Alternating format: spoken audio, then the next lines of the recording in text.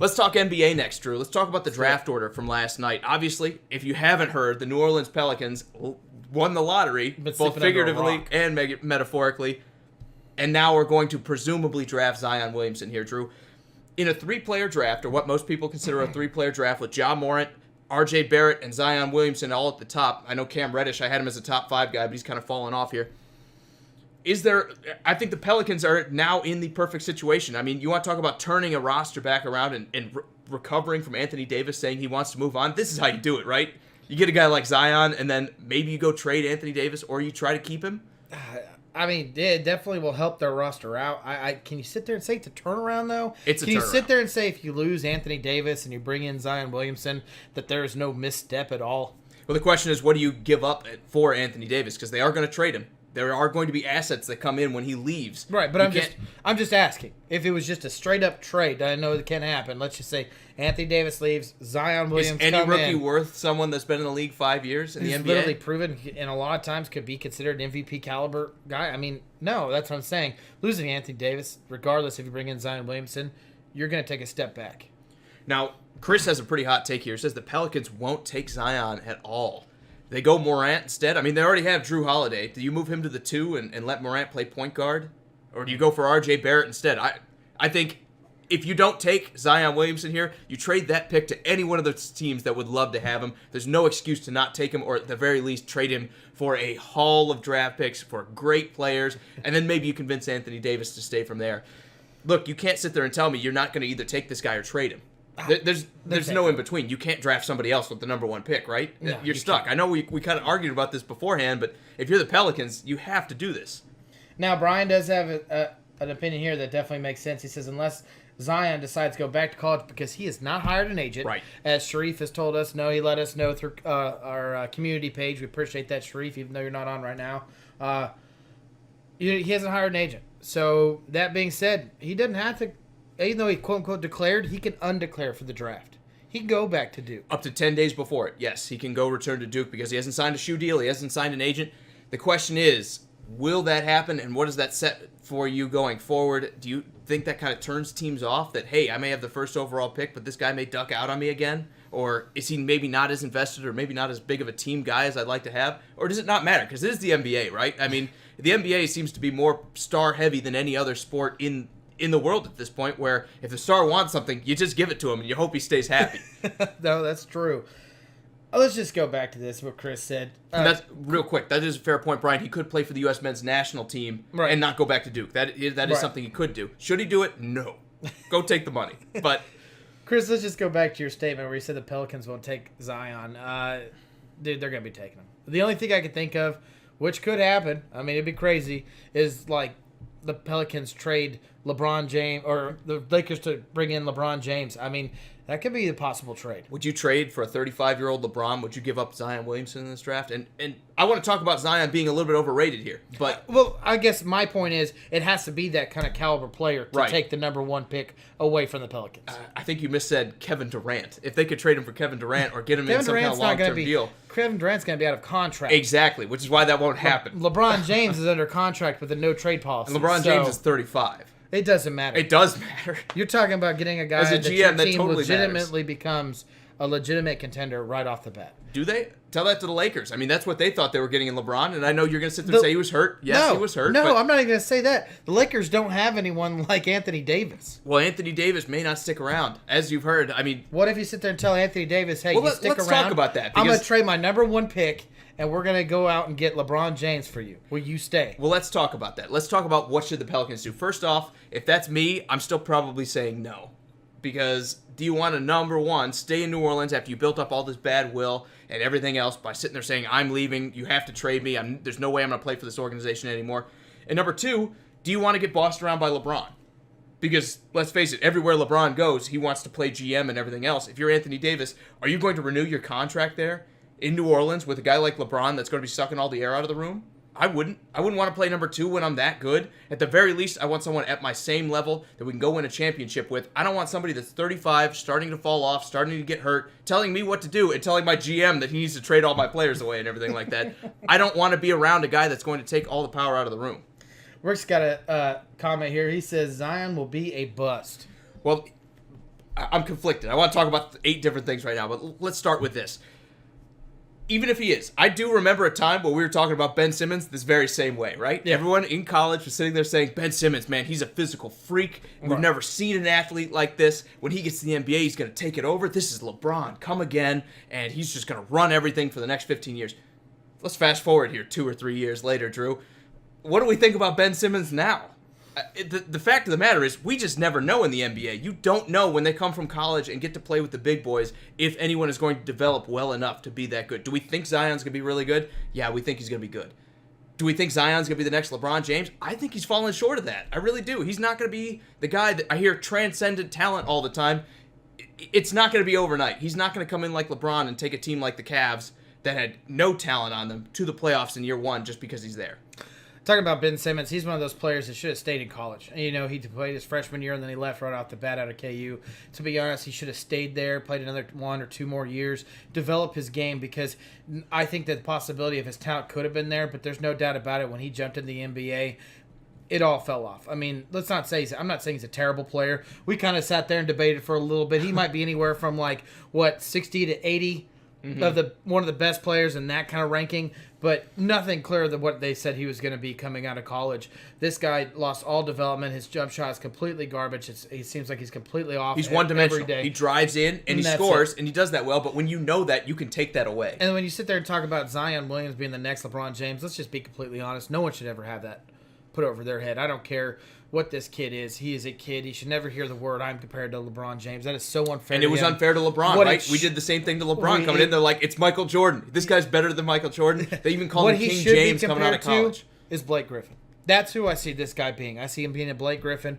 Possibly the good Blake Griffin, right? Right, yeah. Possibly a little bit more physical than Blake is, even though that's not saying that Blake is not physical. I just think Zion could be a little bit more physical than Blake is.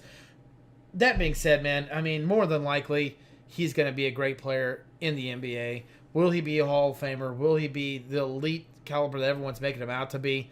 That's yet to be untold. But to sit there and say he's going to be a bust, I just don't see it, man. I just don't see it. I don't think he's going to be a bust either. Also, Brian says that he thought the Pelicans had a good thing going with Davis and Boogie Cousins. I did too. I thought they were playing big ball in a league where everyone was trying to play small ball. But I think Boogie Cousins, the problem is his attitude more than anything else. Again, they've made it work in Golden State, but it just seems like Golden State has that magic formula that it doesn't matter what kind of personality you have. You just find they're the Patriots of the NBA, right? Yeah. You just fit in.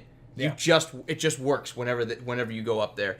So again, I thought they had a good thing going too, but I don't know with those attitudes and everything that Boogie was ever a guy that. I mean, it was the same thing when he was in Sacramento. I mean at this point, it was the attitude that was holding him back. Well, he can't stay healthy now. Right. It doesn't matter what he wants to do. He doesn't stay healthy. Also, going back to this, let's talk about what can the Pelicans do here, because I think the obvious move is draft Zion, right? If it's me and I'm the GM, my first thing is I'm calling Anthony Davis like, okay, how do we work this out, right? There has to be something. You want to win championships. We just drafted Zion. He's going to be the 3rd or 4th person in this team, and I'm going to show you how. We're going to actually make a move and probably get rid of Solomon Hill, probably get rid of Etwan Moore to free up as much cap space as we can. We take that on top of everything else we have for cap space, which is going to be about $16 million over the absolute top-end number for the NBA. I would take all that, and I'd go pay Klay Thompson. I would get Klay Thompson a max contract to bring him in as my 3rd guy. You keep Anthony Davis. You have Drew Holiday, who's also making a lot of money. You have Klay Thompson, who's going to be a great catch-and-shoot guy to be able to play and also play defense for this team. And then you have Zion Williamson with no expectations, lots of talent around him, that when you need him, he's going to be able to go inside and drive, because Anthony Davis shoots, Drew Holiday shoots, Klay Thompson shoots. Those guys can play from the perimeter. You're going to be able to feed the ball to Zion and let him drive in. If it's me, I'm talking to Anthony Davis like, hey, go tell the media we're making up, and I need you to recruit Klay Thompson for me, because I think that is the quickest fix for this team. Sharif, I'm glad you could join us for a short time. Jeremy, it's always good to see you, man. Man, you're saying there's a pot of gold at the end of the rainbow. I am. I absolutely believe if you could somehow talk Anthony Davis back from the ledge where he absolutely wants out and say, look, we know you want to win. Everybody wants to win. We want to win too. Guess what? We just got a great player out of college who's going to be able to drive in and play really good inside ball. We like Drew Holiday and what he does and his effort. We like him at the number 1 spot. Bring in Klay Thompson, who's going to be able to add range to this team and score a lot from the outside, especially when that guy gets hot. He's he's untouchable. He might even be better than Curry when he's on fire. I mean, this is the guy that set the record for threes in, what was it, a quarter where he hit like 13 of them or whatever it was. Crazy. Absolutely, you've got the best catch-and-shoot guy in the NBA, and then we've got Anthony Davis who can play inside, who can play outside. He can do whatever he needs to. You can play him at the 4, Zion at the 3. You can go Klay Thompson at the 2, Holiday at the 1, and then you bring in any kind of center that's good at rebounding. All of a sudden, you've got a team that can win a championship. You got to work on the bench a little bit. You're going to have to bring in some cheap players to come in when those guys aren't on the court, but when you have that much talent, I mean, it works for Golden State. At that point, you've got 3 to 4 guys, assuming Zion Williamson is as good as everyone thinks he can be. They're going to be able to be, guys that can take over on a night and win you a game by themselves. I want to poke holes in your bubble. Go ahead. I want to do it, and Steve's kind of with me. Steve says Clay's going to go to Boston if he leaves. We'll get to that comment.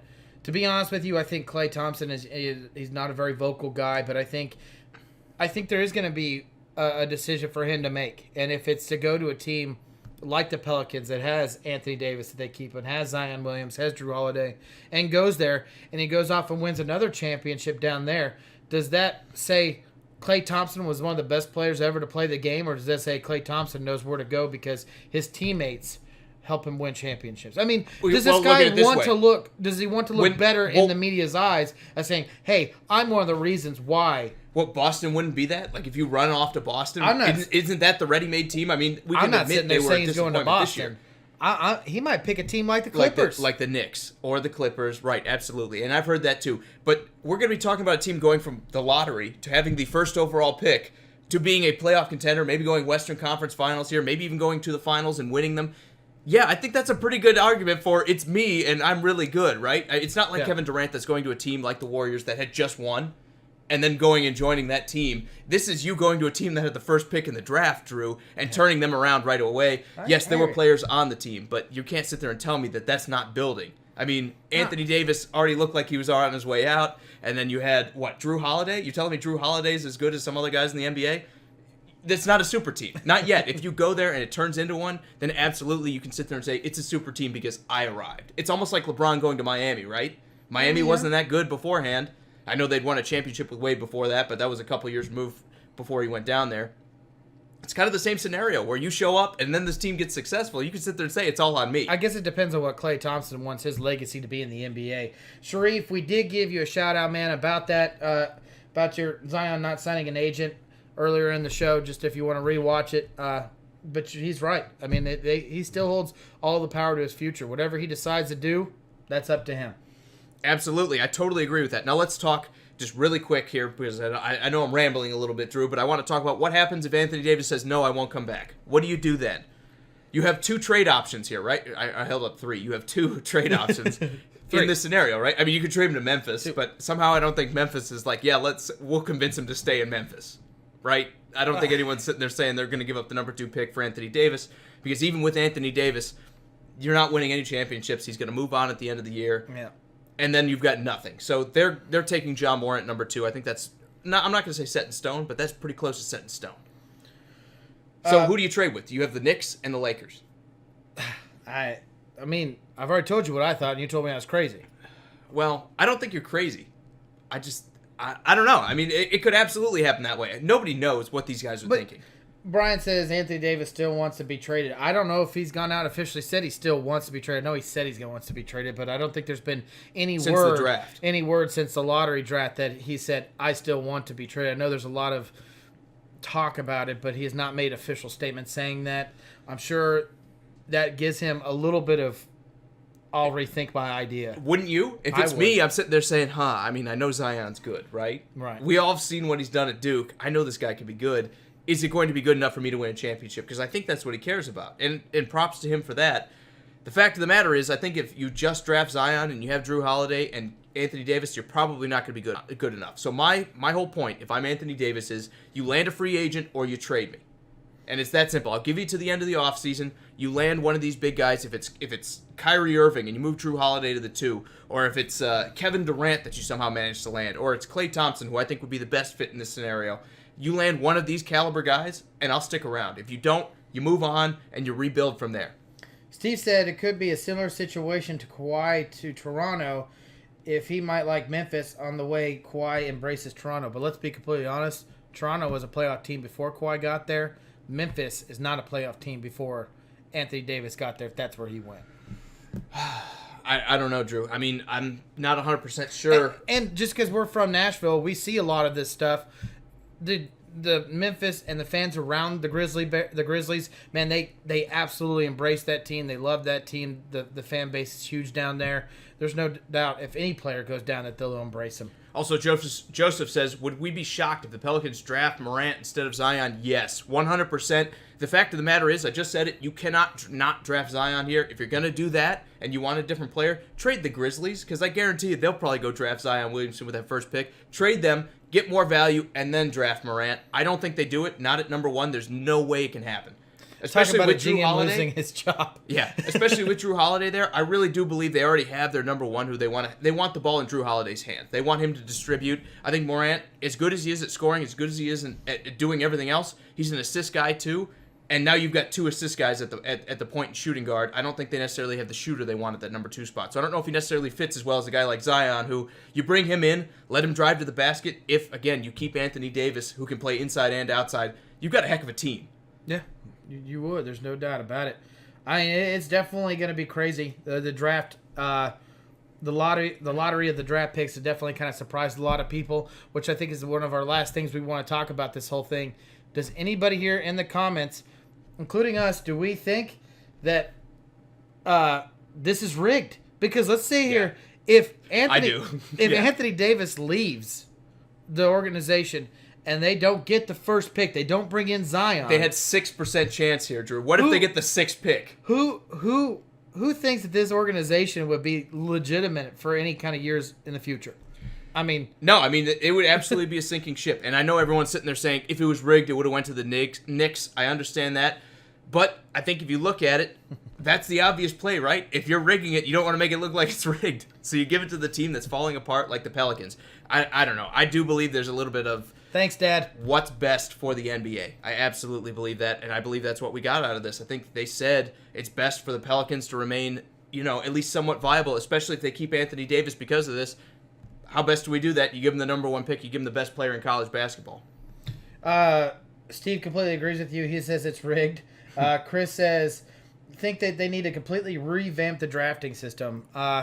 I like the lottery of it. I think it's kind of a unique way to look at it. And they did that this year. They lowered the percentages for these teams that were tanking to keep them from giving up within like 3 weeks of the season. It used to be like 25, 33%, exactly. And they always knew who would be taken. Exactly. And now all of a sudden it's 14 for the lowest team. So yeah, absolutely. They've been playing with it. They want to find the right balance for it. I like this better a little bit, but on the other hand, it also makes it easier to rig because all of a sudden, if everyone's got a closer chance of getting this, it's not as big of a shock to see some of these other teams get the first overall pick. Does it really surprise you that New Orleans is a market that they don't want to lose in the NBA? I mean, does it sit there and say, hey, it's worth rigging to get them another superstar? I understand the thought process of you want it to be a big market. They would have loved this to be, quote unquote, LA or someone else New like York. the Knicks to win this, or even Boston, with that 1% chance they had or whatever it was. Cursed franchises ever. But I think on the other hand, they were looking at it and said, okay, what's believable? So I don't know. Do I believe it's rigged? I believe it's influenced.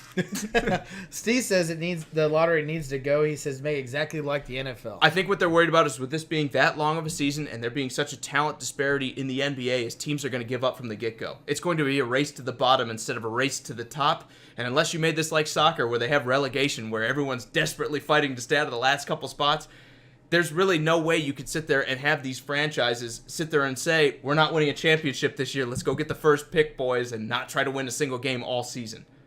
I mean, it would definitely happen, especially when someone's like LeBron or a Zion Williams. I mean, it would definitely make it where the team is going to pretty much suck for the whole year to get the best player. It's the suck for luck draft strategy, right? Except you don't have 16 games to sit through. You have 82. And if you're Philadelphia, I mean, how many years did they do that? Yeah. Exactly. Joseph said, should the Knicks look to trade the number 3 pick? For what? For Anthony Davis? Yeah, I mean, that was going to be my point. If Anthony Davis says no, even with Zion Williamson, I'm moving on, I for sure would offer the number 3 pick because, yeah, R.J. Barrett's a good player, but do you think R.J. Barrett's going to develop into an Anthony Davis-level talent where he's one of the maybe 10 or 5 best players in the entire NBA? I'd say probably not. I mean, I think he's going to be a great player. He's going to be a very good player, but do I see him being that guy? No. So if you can give up the pick number 3 and maybe a couple players or a couple picks down the line, would I do that? In a heartbeat. These picks aren't guaranteed, Drew. I'd give up I'd give up 2 firsts and a couple players or a couple pieces to go bring AD in. I still think you're looking at the pot at the end of the rainbow. If they can't get someone like that, they're looking at just other future draft picks or just not the elite all-star, just an all-star pick. No, I think that they should stick with their pick and start building to the draft. I think the New York Knicks have struggled enough. It's time to start being smart. And as much as Anthony Davis would be awesome, I think that's a... You lost him when you said it's time to start being smart. They're off with Drew's plan to rebuild the Knicks. It's not my plan. I just think that cursed organization needs to figure out what the heck they're doing. Absolutely. Let's finally talk about this. LA seems to be the other kind of potential landing spot for Anthony Davis. Obviously, we had all the rumors during the regular season. With them having the 4th overall pick, Drew, do they have a better chance of landing him now? I mean, obviously, it's better than everyone thought that LA would have with their, 2% chance of getting the first pick in the draft this year. How do you feel about that? Do you think at 4, they have a better chance of packaging that pick with some of these young players and bringing in a guy like AD? Yeah, I think that's definitely a possibility. I think it can go either way. Like I said earlier, I think it may be LeBron to the Pelicans or AD to the Lakers. Either way, I think it'd be great for both organizations. I really honestly do. I know that sounds funky about saying that about the Lakers, but I think both these teams could use a revamp. I don't think either of them are on the right course to sit there and say that they're contenders next year. Unless they both have LeBron James and Anthony Davis on it. I think if you went with my plan, I think they'd be a contender. I'm not a full believer that Anthony Davis and Zion Williams can make you a competitor in the West. I don't believe that. It would have to add someone in like Klay Thompson that would help. You'd be a playoff team, but are you beating the Warriors? Are you beating Houston? Yeah. And that's the question. Yeah. I agree with you there. I totally do. I think you could be the 4th best team. You could be the 3rd best team. You could be Portland right now, where you have C.J. McCollum, you have Damian Lillard, who are both very good players as well, but do 2 good players beat a team like Golden State? Probably not. And no. Let's face it, there's the off chance that KD and Klay Thompson find a way to stay in Golden State and keep the band together, and then all of a sudden you have to beat this super team. If you're going to give up all these young players, everything you've drafted is the Lakers, do 2 guys in Anthony Davis and LeBron James who may not even get along. We don't know. We've never seen them play together. Does that absolutely guarantee you a chance to beat the Warriors or at least make you somewhat even of a match for them? I'd say probably not as well. You need more than that. Yeah, I think so too. Hey guys, thanks for watching. We hope you enjoyed what you saw. If you did, make sure you subscribe to our page here and throw us a like if you don't mind. Guys, remember this is Sports Around the Bar, so grab your favorite drinks, join one of the fastest growing communities on YouTube. We can't wait to hear from you.